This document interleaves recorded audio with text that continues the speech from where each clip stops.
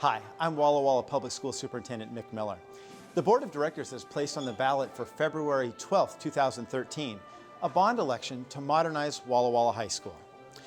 You know, my wife Shannon is a 1977 graduate of Walla High, and there are many areas that she tells me are almost exactly the same as they were 35 years ago when she was a student here. You know, we have a proud tradition of excellence in education in Walla Walla, and our community has done a wonderful job of supporting our school district. I want to take you on a walking tour and show you Walla High. Many of you haven't been here for a long time, and I want you to see how this facility either meets or doesn't meet the learning needs of our students. So come along with me as we tour Walla Walla High School.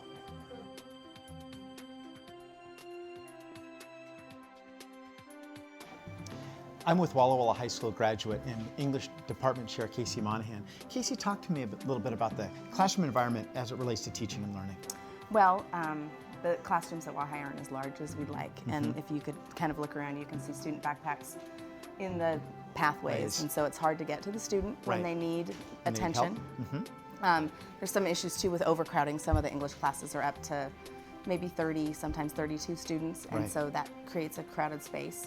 A lot of classes have that problem with just a lot of students. We also don't have the infrastructure for the technology that we would like.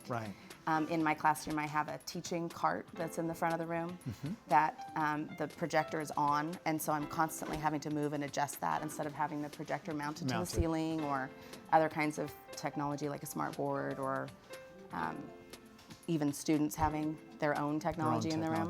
Because we don't have that ability to one-to-one technology. No, we don't, and especially in classrooms where you have 2 plugins for the whole room. So creates a lot of extension cords for me to plug in my fans. So another issue is the climate, like physically in the summer, at the beginning of the school year, and at the end of the school year, it's really hot. And so we all have to have fans in our room, which creates the drone effect, which creates the need to speak really loudly. And it's easier for me to speak loudly. I was going to say, that's something that's not a problem for you. It's not a problem for me, but for the students it is. Talk about, has there been much difference from when you were in school? Boy, no. I didn't have class in this, but actually I think I had typing in this room when I was in high school, but typing, right. But in the classrooms, no, they haven't been updated since when I was here. I graduated in 1990, so that's quite a while. Well, great. Well, thanks, Casey, very much.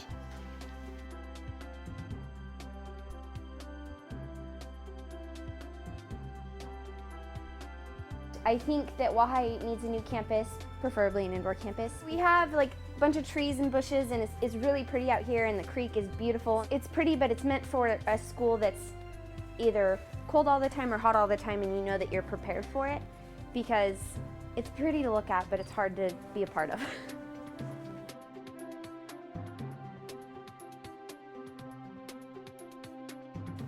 As a senior at Walla High has really prepared me to go on to college. I want to study viticulture and enology at WC Tri-Cities and take on the courses they have at the university. Walla High is a really good school. It really prepared me to go. The academic lab is great. They have good tutors to come help, and everything's fine. As classrooms though, it's kind of like hard to study, and many of them don't have air conditioning, and that kind of concerns me because my little sister is a 6th grader at Garrison Middle School, and it's kind of like those things that would help students like achieve more and come to school and be like, oh yeah, there's air conditioning over there, the power doesn't go out.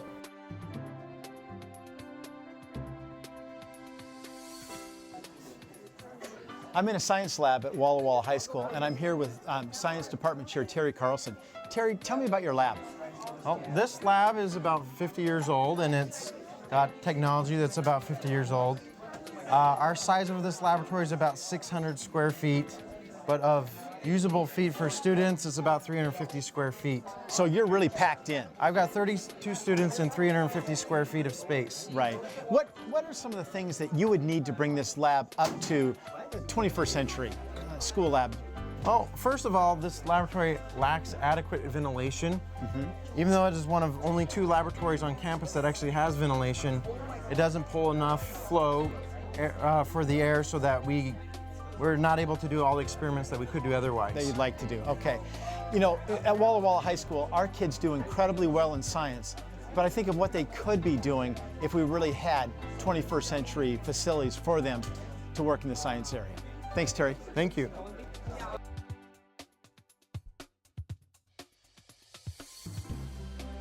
I'm with High art teacher and district energy manager John Buttonhoff.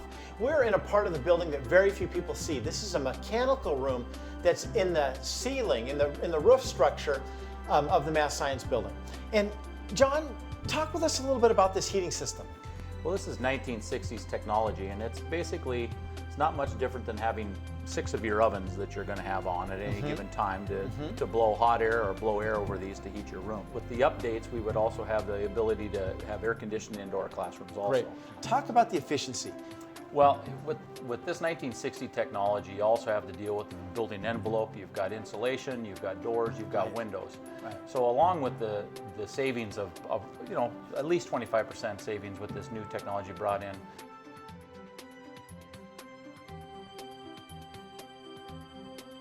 Cougar, you're a leader at this school, and we've got another generation of kids coming to Walla High. What can we do to help enhance their educational experience? Well, Mr. Miller, there's a couple of issues that I've seen since I've been at school here. First, I'd like to address the lack of locker space. I know that I'm often tardy to classes because I have to go all the way to my locker and back. There's a lack of bathroom space, and so when there's a limited number of bathrooms and a lot of students in between classes that are trying to mill about and want to use the restroom, it can slow them down on their way to class. I know that the Commons is really crowded as well because during lunchtime there are about 4 main lunch lines, and there are quite a few students that are in the lines and they're waiting for their lunch, and then it becomes a big clutter of kids.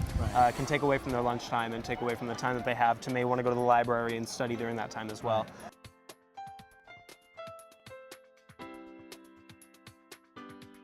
As we continue our walking tour of Walla Walla High School, I'm with School Resource Deputy Scott Brashear, and we're on the north side of campus along Abbott. It's about 3:20, school has just let out, and the congestion is starting to really come together. And Scott, talk about that congestion.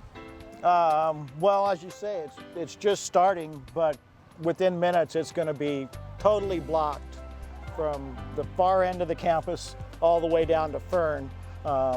It'll be just wall-to-wall traffic. Wall-to-wall traffic. We'll have problems with people trying to back out, not being able to. We'll have problems with our buses not being able to turn into our bus pickup zone. Right. Not to mention students crossing. Not to mention students crossing, and their safety is and has to be our #1 concern. Part of the remodel project is to put student parking on the south end of the campus, bus pickup over here on the east end of campus, and parent pickup and drop off on the south end. How will that help with relieve some of that congestion? Well, it'll be very nice to have our bus pickup area. I spend every afternoon from about 3:15 till about 3:30 standing out there simply directing traffic, trying to keep parents and students from driving through our bus pickup area.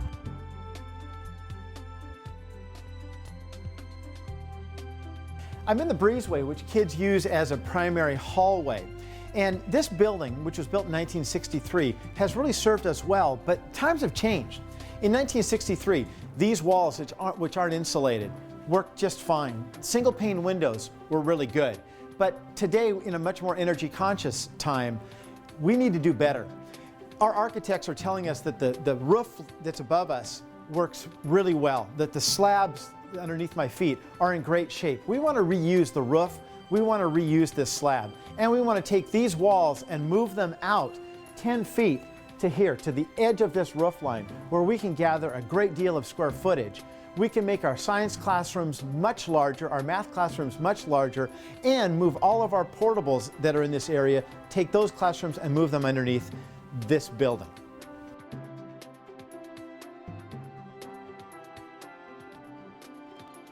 Among the most important parts of the modernization project at Walla Walla High School is our main student entry.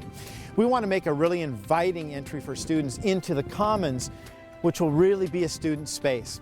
This current parking lot is long and narrow, and boy, if you've been caught after a ball game, or if you've been caught when students are getting out of school, you can be in this parking lot for well over a half hour. It's going to be radically changed. Also, the metal building that's off to my left here, this houses our current weight room. That building goes away and a new fitness center is built onto the small gym and touching to the large gym. It'll include free weights as well as aerobic equipment. Also, next to that metal building, you'll see electrical transformers and dumpsters. Each of those will be moved off to the east, and an entry plaza for students coming into the new commons will be a really inviting place for students to come to school.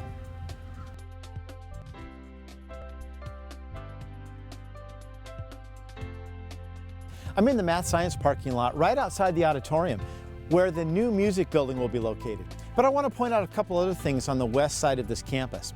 First off, as you know, agricultural education is very important in Walla Walla, and the barn here and all the area around it, that's going to stay. Just to the north of the barn, we have two portables which have 4 classrooms. Those classrooms will all be put into the math science building. And this parking lot itself will be replaced with a parking lot that will be where those portables are.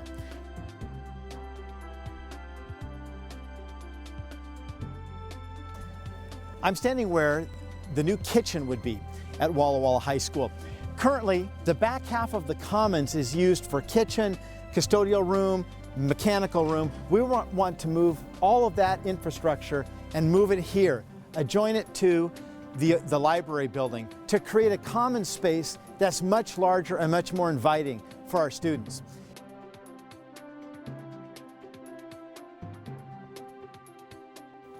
I'm with Daria Perotti. Daria is a 5th grader at Burney Elementary School, and she and her classmates, the current 5th grade class in Walla Walla, would be the first class that would come to a modernized Walla Walla High School. Daria, first of all, thank you so much for coming today. You're welcome. Daria, hey, tell me what you like about school. I like to do math and science and a lot of reading. A lot of reading, but also you kind of like music too, right? Yes, music. What parts of music do you like? The lyrics. I like making up words for songs. So you write your own songs? Yes. That's pretty impressive. Hey, so if you could be anything when you're out of high school, what do you hope to do when you grow up? A vet. Now, how come you want to be a vet? Because I've had a lot of history with animals. Mm-hmm. And being a vet's a pretty important job. And to do that, you've got to really work hard in school, right? Yeah. Great. Daria, thank you so much for coming and talking with me. You're welcome.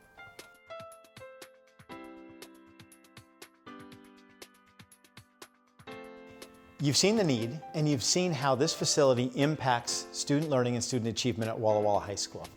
Let's take a minute now and talk about a plan of how we want to address this facility.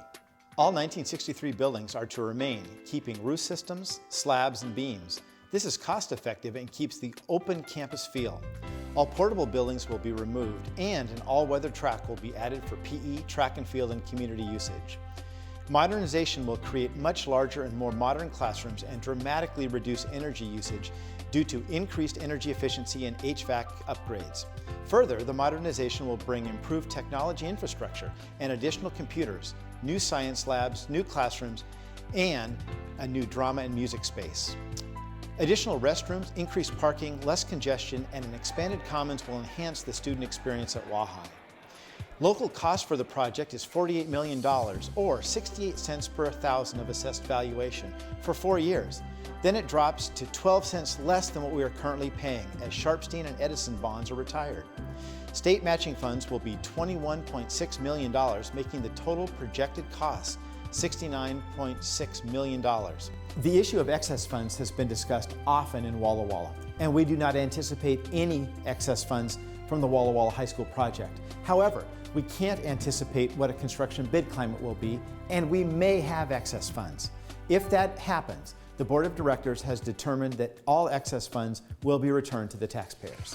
For comparison, the College Place bond is $2.67 per 1,000. Bond passage would mean construction would begin in June 2014, with completion in the winter of 2016. For more information, please visit our website, www.wps.org, or please give me a call. We will gladly give you a tour of Walla High. Thank you so much for taking this tour with us, and remember to vote on February 12th.